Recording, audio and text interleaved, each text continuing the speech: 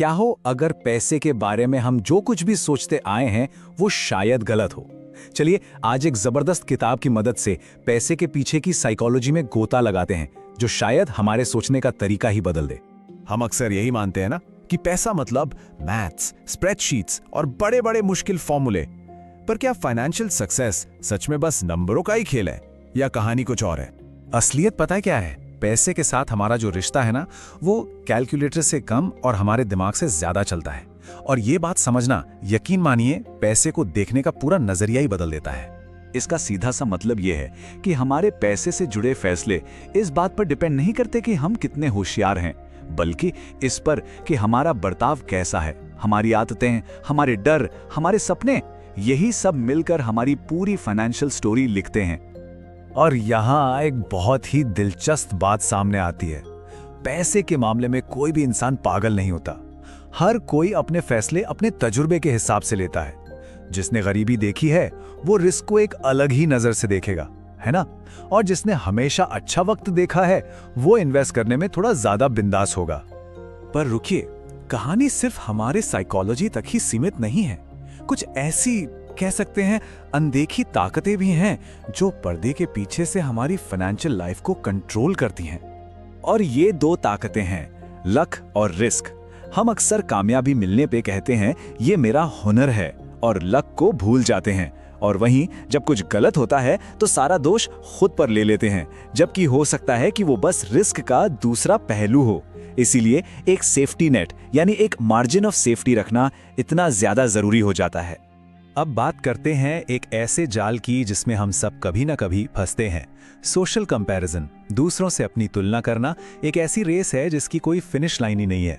अगर लक्ष्य सिर्फ दूसरों से ज्यादा पाना है तो सेटिस्फैक्शन तो भूल ही जाइए। इसीलिए असली फाइनेंशियल गोल हमेशा पर्सनल होने चाहिए, कॉम्पिटिटिव नहीं।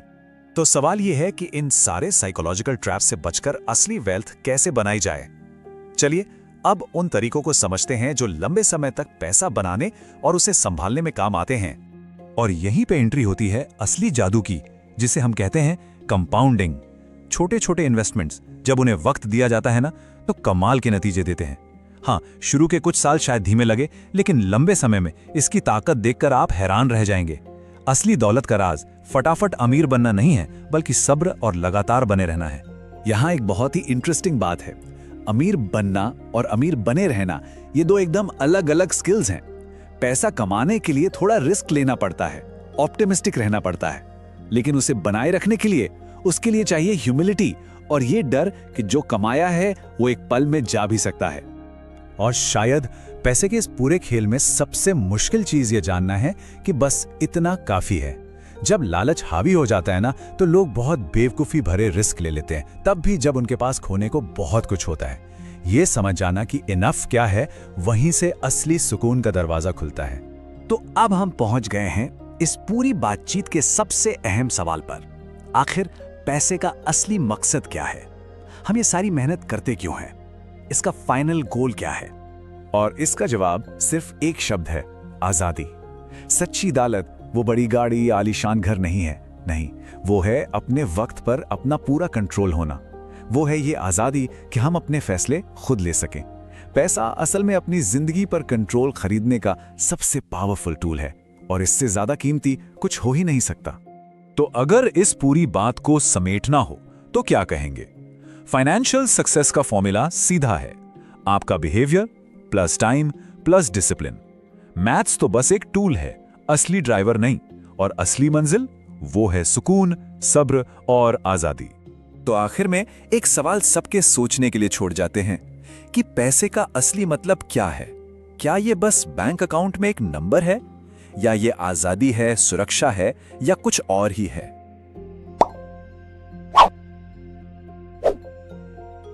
नमस्ते। कभी सोचा है कि पैसे को लेकर हमारे फैसले इतने अजीब क्यों होते हैं? मतलब ये सिर्फ गणित का खेल तो है नहीं।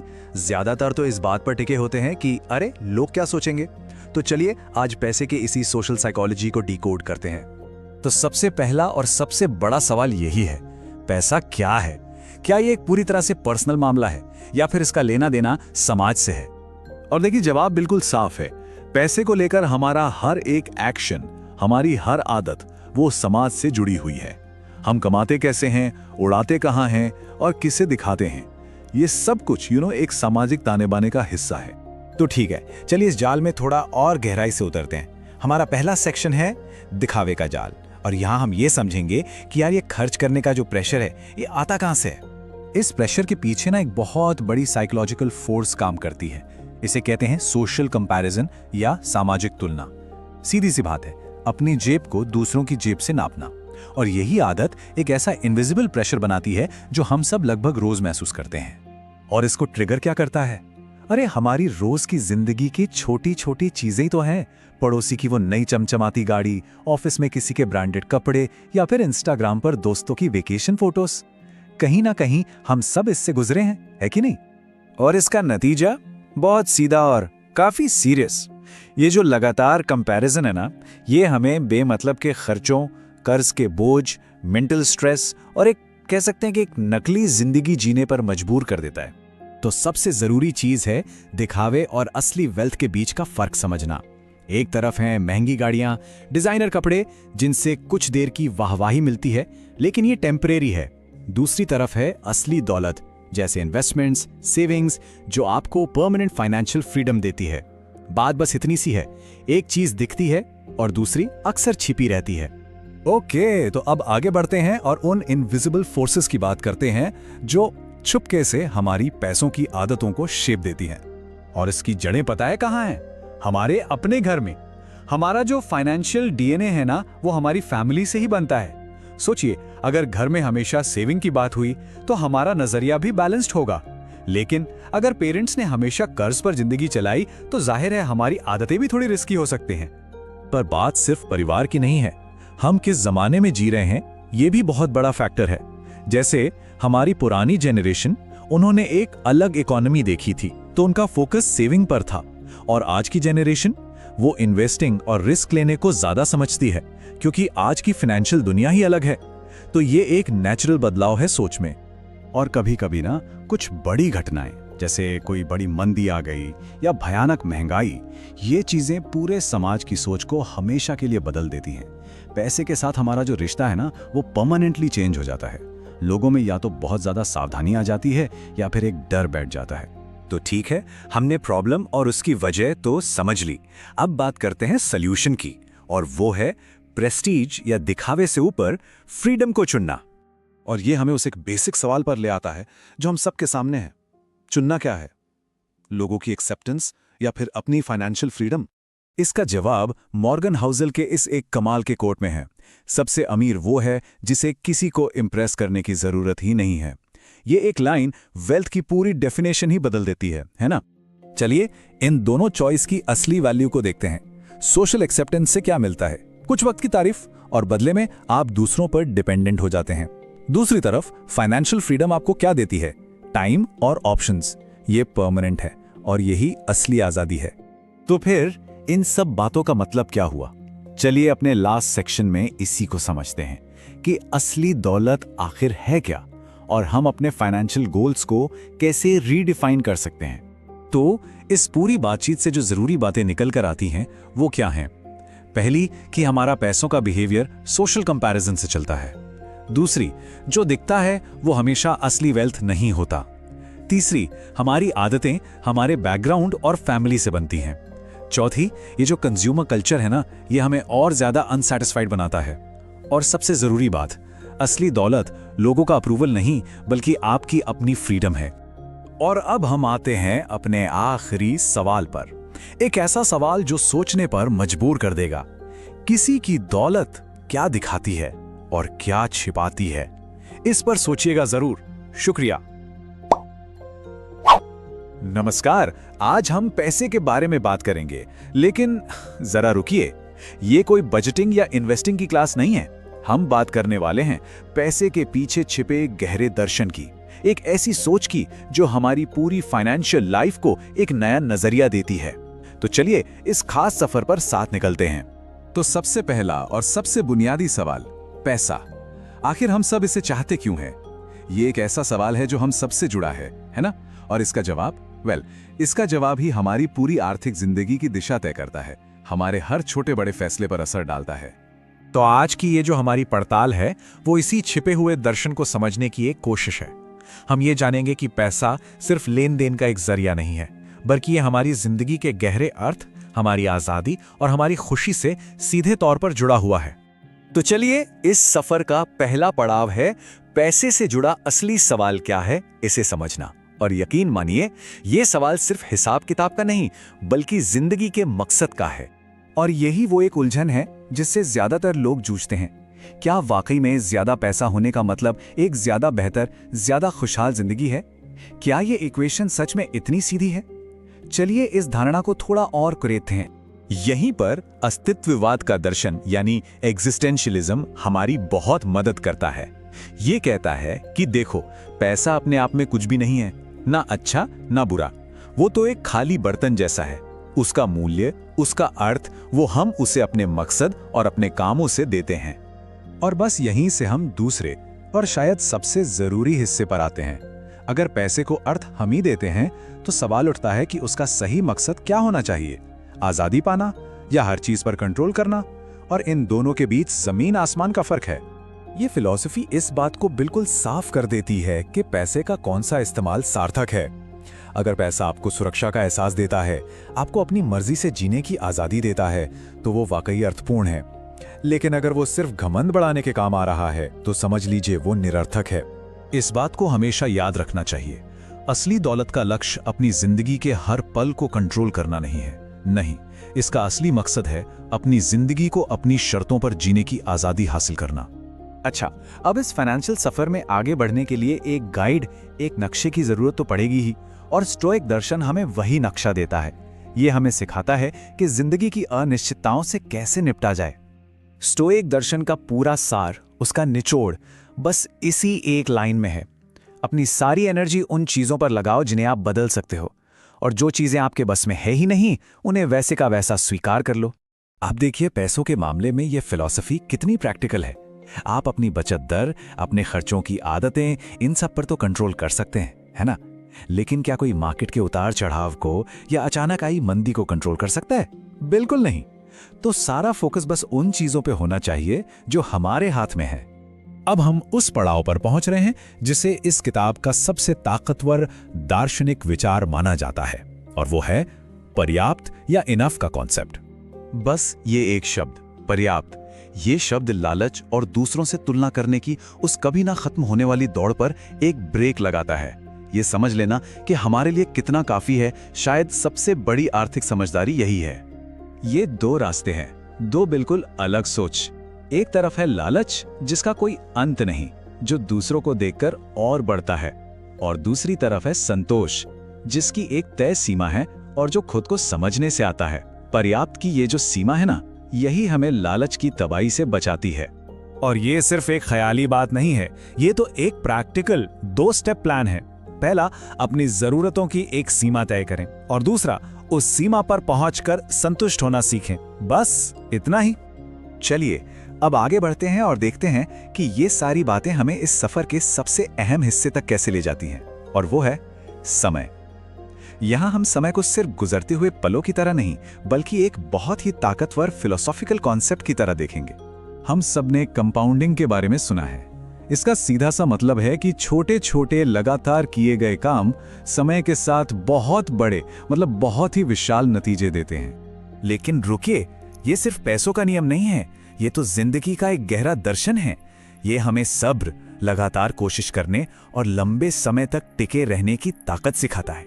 जरा सोच कर देखिए, लगातार थोड़ा थोड़ा पढ़ना आपको ज्ञानी बना सकता है, रोज थोड़ी सी कसरत आपको सेहतमंद रखती है, और रिश्तों में दिया गया थोड़ा थोड़ा वक्त उन्हें मजबूत बनाता है। ये सिद्धांत जिंदगी के हर, जी हां, हर पहलू पर लागू होता है। तो अब हम अपने सफर के सारे धागों को एक साथ जोड़कर अपनी मंजिल पे पहुंचते हैं। सवाल यह है कि सच्ची दौलत की परिभाषा आखिर है क्या? देखिए, सच्ची दौलत 3 मजबूत खंभों पर खड़ी होती है। पहला, संतोष, यानी जो है उसमें खुश रहना। दूसरा, विनम्रता, यानी ये मानना कि सफलता में किस्मत का भी हाथ होता है। और तीसरा, स्वतंत्रता, जो कि असल में आखिरी मंजिल है। और ये स्वतंत्रता भी एक नहीं बल्कि 3 स्तरों पर होती है। पहली है आर्थिक स्वतंत्रता, मतलब पैसों की चिंता से आजादी। दूसरी है मानसिक स्वतंत्रता, मतलब लालच और तुलना करने की आदत से आजादी। और सबसे ऊपर है समय की स्वतंत्रता, यानी अपने वक्त का मालिक खुद होना। तो अंत में इस पूरी बातचीत का निचोड़ क्या है? धन का असली दर्शन क्या है? इसका सार इस एक लाइन में छिपा है। पैसे का मकसद जिंदगी पर काबू पाना नहीं, बल्कि जिंदगी को हर तरह के बंधनों से आजाद करना है। और शायद यही वो सबसे बड़ा सबक है जो हमें सीखना और याद रखना है। कभी सोचा है कि हमारे बैंक अकाउंट का संसद में जो बहसें चलती हैं उससे क्या लेना देना हो सकता है? सुनने में तो भाई थोड़ा अजीब लगता है ना? पर मॉर्गन हाउसल की किताब द साइकोलॉजी ऑफ मनी के नजरिए से देखें ना, तो ये रिश्ता हमारी सोच से कहीं ज्यादा गहरा है। तो आज हम पैसे और पॉलिटिक्स के इसी छुपे हुए कनेक्शन को थोड़ा समझने की कोशिश करेंगे। अच्छा, एक पल के लिए जरा रुकिए और सोचिए, जब भी कोई अपनी मेहनत की कमाई को घर खरीदने, स्टॉक मार्केट में लगाने या बस एक नई गाड़ी खरीदने के लिए खर्च करने का सोचता है, तो क्या ये लगता है कि वो फैसला पूरी तरह से सिर्फ उसी का है, या फिर पर्दे के पीछे कोई और भी है जो इन फैसलों पर असर डाल रहा है? देखिए, जवाब शायद थोड़ा हैरान कर दे। इन फैसलों के पीछे एक बहुत बड़ी और शक्तिशाली ताकत है जिसके बारे में हम अक्सर सोचते ही नहीं, और वो ताकत है सरकार और उसकी राजनीति। तो चलिए इस रिश्ते को और गहराई से समझते हैं। पैसे को लेकर हमारी जो सोच है, जो हमारी आदतें हैं, वो सिर्फ हमारी परवरिश या हमारे निजी अनुभवों से नहीं बनती। असल में ये उस राजनीतिक और आर्थिक सिस्टम से भी आकार लेती हैं जिसमें हम हर रोज जी रहे होते हैं। अब देखिए, ये किताब सीधे सीधे किसी पॉलिटिकल पार्टी की बात नहीं करती, लेकिन इसके जो सिद्धांत है ना, वो महंगाई, टैक्स और अमीर गरीब के बीच की खाई जैसी चीजों से बहुत गहरे से जुड़े हैं। और ये सब हैं क्या? ये सब राजनीतिक फैसले ही तो हैं। सरकार का हर छोटा बड़ा फैसला, चाहे वो बजट में हो या किसी नई स्कीम में, वो सीधा हमारे बटुए पर असर डालता है। तो सवाल ये उठता है कि सरकारें आखिर हमारे आर्थिक बर्ताव को कंट्रोल करती कैसे हैं? उनके हाथ में ऐसे कौन से जादुई औजार हैं जिनसे वो पूरी इकोनॉमी की दिशा ही तय कर देती हैं? असल में ये कोई जादू नहीं है, बल्कि सोची समझी आर्थिक नीतियां हैं। और मुख्य रूप से देखें तो 3 बड़े लीवर्स हैं। ब्याज दरें यानी इंटरेस्ट रेट्स को ऊपर नीचे करना, जरूरत पड़ने पर और पैसा छापना, और टैक्स के नियमों में बदलाव करना। कह सकते हैं कि ये वो 3 बटन हैं जिनसे अर्थव्यवस्था की स्पीड को कम या ज्यादा किया जाता है। इसको ना ऐसे समझिए, जब सरकार या सेंट्रल बैंक ब्याज दरें घटाता है तो होम लोन, कार लोन सब कुछ सस्ता हो जाता है। इसका सीधा नतीजा क्या होता है? लोग और कंपनियां दोनों ही ज्यादा आसानी से उधार लेकर खर्च करते हैं, नए बिजनेस शुरू करते हैं और मार्केट में पैसा आता है। इससे अर्थव्यवस्था का पहिया तेजी से घूमने लगता है। और वहीं जब अर्थव्यवस्था बहुत तेजी से भाग रही हो और महंगाई बढ़ने का खतरा हो, तो इसका ठीक उल्टा किया जाता है। ब्याज दरें बढ़ा दी जाती हैं। अब लोन लेना हो जाता है महंगा, लेकिन फिक्स्ड डिपॉजिट जैसी बचत योजनाओं पर रिटर्न बढ़ जाता है। तो लोग क्या करते हैं? खर्च करने के बजाय पैसा बचाने लगते हैं। सिंपल। और यहीं पे आता है महंगाई का मुद्दा, जो सिर्फ एक आर्थिक आंकड़ा नहीं है, बल्कि एक बहुत बड़ी राजनीतिक जिम्मेदारी है। जब महंगाई बढ़ती है तो हमारी बचत की ताकत कम हो जाती है। वही 100 रुपए कम सामान खरीद पाते हैं। अगर ये कंट्रोल से बाहर हो जाए तो लोगों का सरकार से भरोसा तक उठ सकता है। इसलिए इसे काबू में रखना किसी भी सरकार के लिए एक बहुत बड़ा चैलेंज होता है। और तीसरा बड़ा औजार है टैक्स।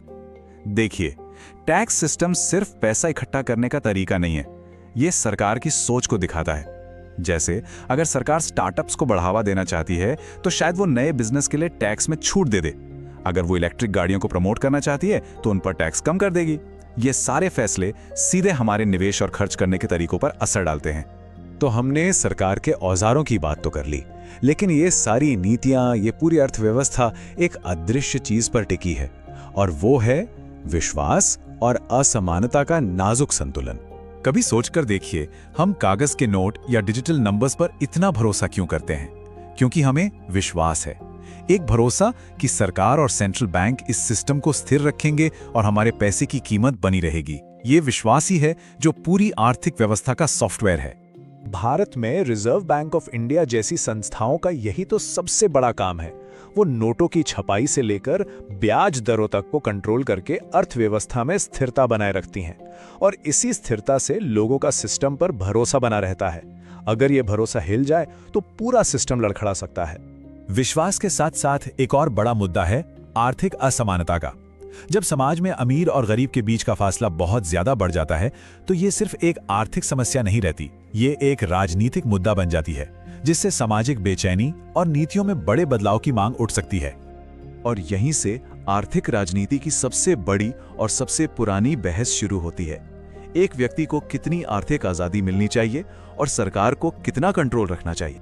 असल में हर आर्थिक फैसले के पीछे इन दो ताकतों की एक खींचतान चलती रहती है।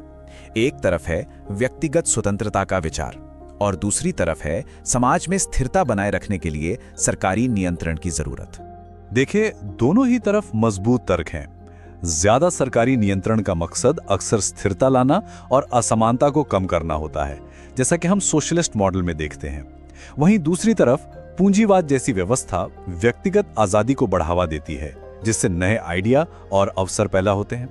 लेकिन हाँ, दोनों के अपने चैलेंज भी हैं। असली चुनौती तो इन दोनों के बीच एक सही बैलेंस खोजने की है, क्योंकि जरूरत से ज्यादा आजादी असमानता को बढ़ा सकती है और जरूरत से ज्यादा कंट्रोल तरक्की की रफ्तार को धीमा कर सकता है। एक स्वस्थ समाज और अर्थव्यवस्था के लिए इसी संतुलन की तलाश हमेशा हमेशा ही जारी रहती है। तो इन सब बड़ी बड़ी बातों का हमारे निजी फाइनेंस के लिए क्या मतलब निकलता है? चलिए इस पूरी चर्चा के सार को कुछ मुख्य पॉइंट्स में समेटते हैं। सबसे पहली और जरूरी बात, सरकारी नीतियां सिर्फ अखबार की हेडलाइन नहीं है, वो सीधे हमारे खर्च और बचत करने के तरीके को बदलती हैं। दूसरी, हमारा पूरा फाइनेंशियल सिस्टम भरोसे पर चलता है और ये भरोसा बनाए रखना राजनीति की सबसे बड़ी जिम्मेदारी है। तीसरी, आर्थिक असमानता सिर्फ आंकड़े नहीं बल्कि राजनीतिक तनाव की एक बड़ी वजह है। और आखिर में सबसे मुश्किल काम है आजादी और नियंत्रण के बीच वो सही तालमेल बिठाना जिससे सबका फायदा हो सके। तो अगली बार जब टीवी पर बजट देखें या अखबार में इंटरेस्ट रेट बदलने की खबर पढ़ें तो शायद अब उसे सिर्फ एक खबर की तरह नहीं देखा जाएगा। अब ये समझ आएगा कि ये एक राजनीतिक फैसला है जिसके तार सीधे हमारी जेब और हमारे भविष्य से जुड़े हैं। अब सवाल यह है कि इस नए नजरिए से अपने आर्थिक दुनिया को कैसे देखा जाए। सोचने वाली बात है ना?